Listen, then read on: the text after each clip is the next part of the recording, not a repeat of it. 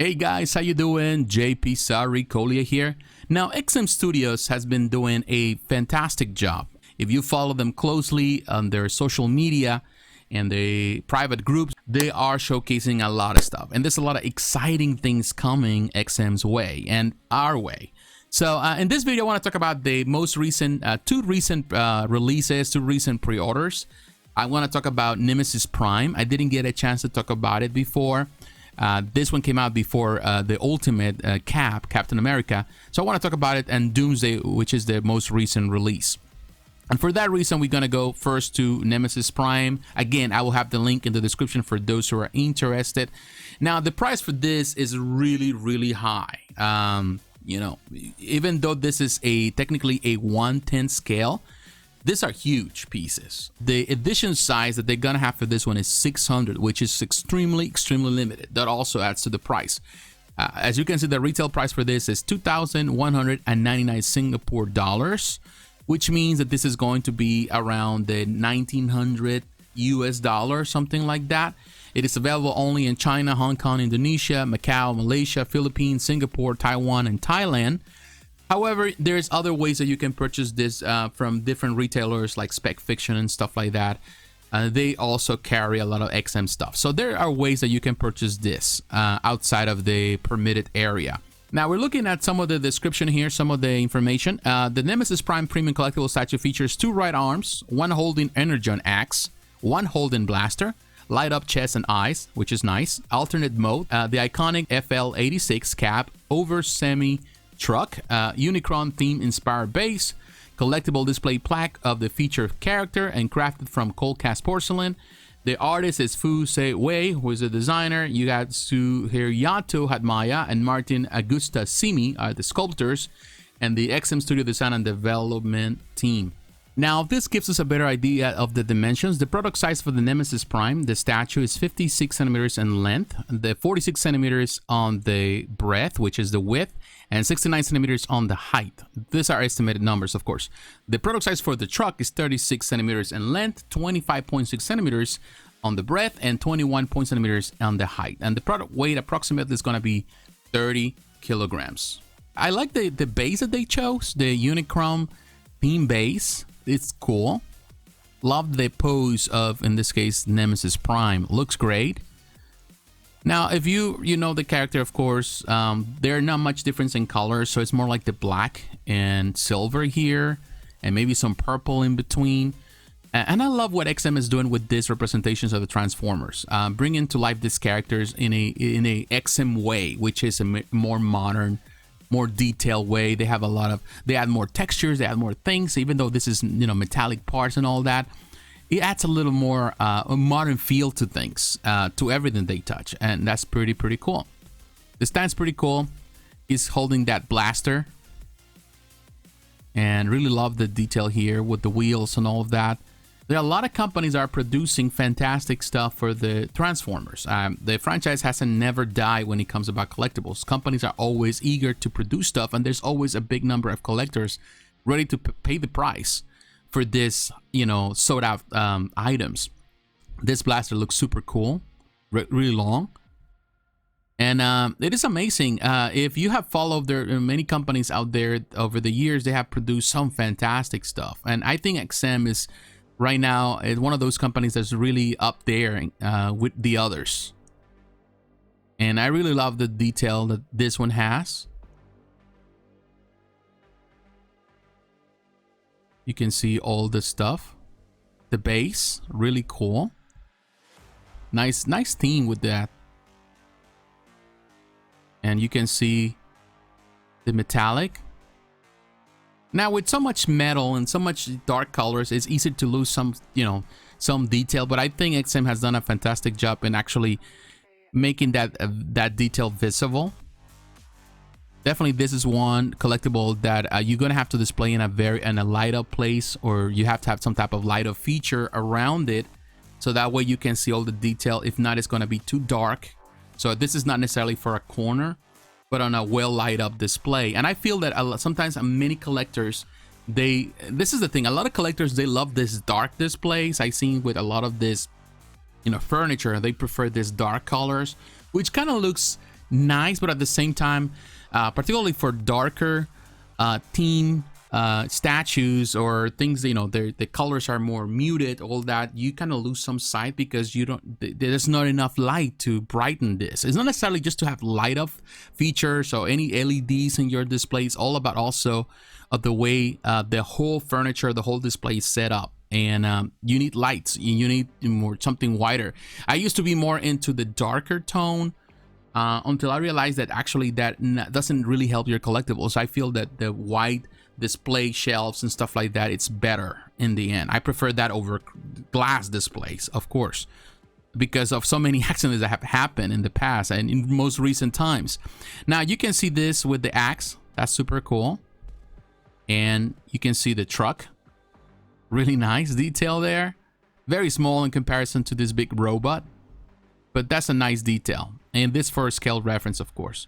Yeah, I like it. The back of the truck, here you can see the dimensions of everything. That's cool. And right next to the mug, yeah, I would say this is a fantastic piece. And man, I think they did a terrific job with it.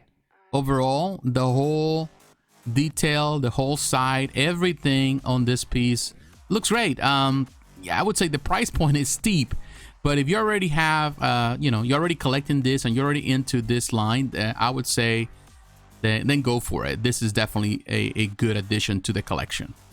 All right, now it's time to look at Doomsday, and the retail price for this is $1,499. The prestige price is $1,349.10. I don't think it's a bad price at all. It's a 1/4 scale. The edition size for this is limited to 499 pieces, which is extremely limited. This is only available in Indonesia, Malaysia, Philippines, Singapore, Taiwan, Thailand, and Vietnam, and nowhere else. But of course, there are other routes, again, where you can purchase this. You have to pay a deposit of 400 Singapore dollars. Now, if you pre-order before December 28th, you will receive a collectible display plaque of the featured character as your early bird pre-order gift. If you're into those, then definitely go for it. And we're going to read some of the description that we have. You get a wand of Superman and Justice League Deadliest Foes. This 1/4 scale statue depicts Doomsday attack on Metropolis. Stepping on the fallen signage of the Daily Planet, the Kryptonian monster unleashes his bestial rage and destructive instincts. Crafted in cold cast porcelain, each handcrafted statue is individually hand-painted with the high-quality finish. The artist, the sculptor, is Riccardo Federici. Tiago Rios is the sculptor as well. So Riccardo Federici is the designer, and the XM Studio design and development team. The dimensions of this piece, the 68 centimeters in length, the 54 centimeters on the breadth, the width, and 64 centimeters in height. That's the estimate. The product weight is 25 kilograms. So this is not small at all. So now we're looking at the pictures, and this piece is right next to the XM coffee mug, just for a scale reference. So as you can see, that mug is very small in comparison to the statue. I was going through Facebook, and there were a lot of people that were actually complaining about the size of this. They're saying that it's too small. They're saying that it doesn't scale right. I disagree. If you read the description well, if you read the dimensions, if you're familiar with the metric system, then you realize that this is not small at all. And actually, they presented some pictures on Facebook in comparison to other pieces. It is not small at all. Now, there are two different variations here. A lot of the times, people, they are really, a lot of collectors nowadays, they are really more into the whatever it's on the pop culture image. And right now, the pop culture image, as we see on DC, you know, in the comics and all of that, on the cartoons, they present Doomsday extremely large. He's a large character. He has always been large, but they presented larger than he was actually when he was introduced.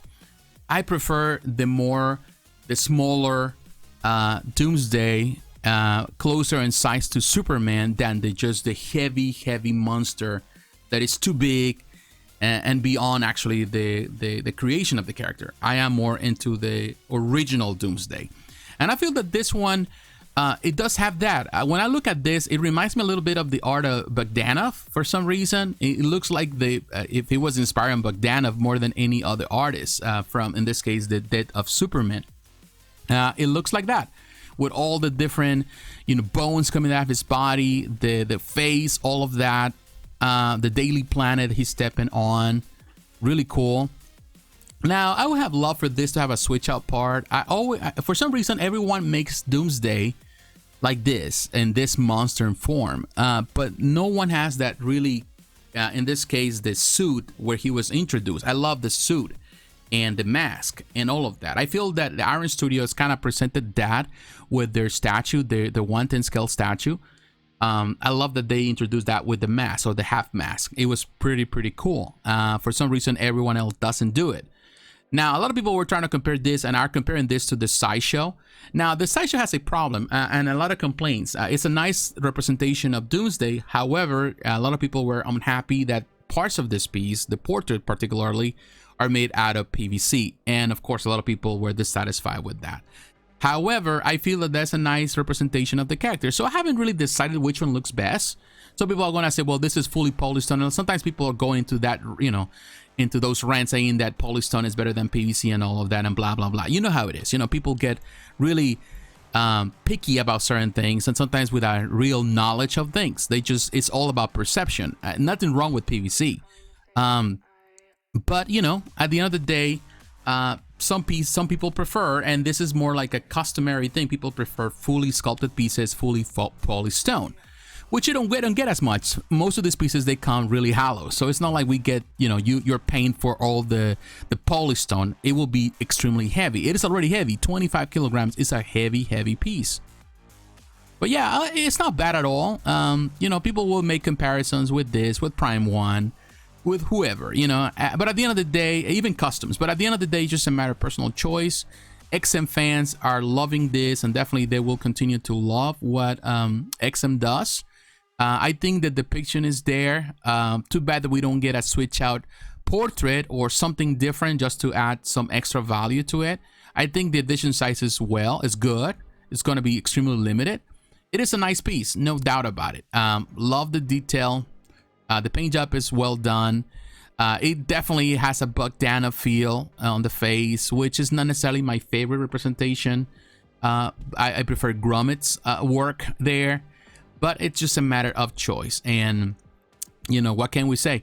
Really like what XM is doing. A lot of stuff is coming, of course. There's more stuff coming our way in the next couple of weeks, and I'm interested in a lot of that stuff. It really interested.